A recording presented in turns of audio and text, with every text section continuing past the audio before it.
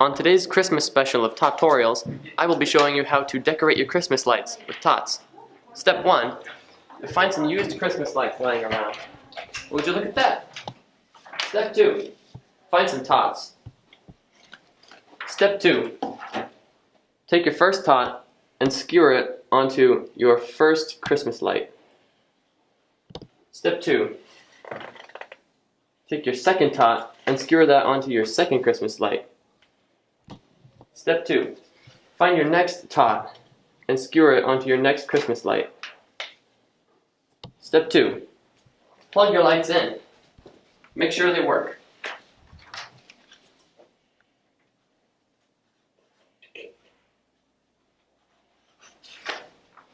Feel free to send me pictures of your home tot decorations.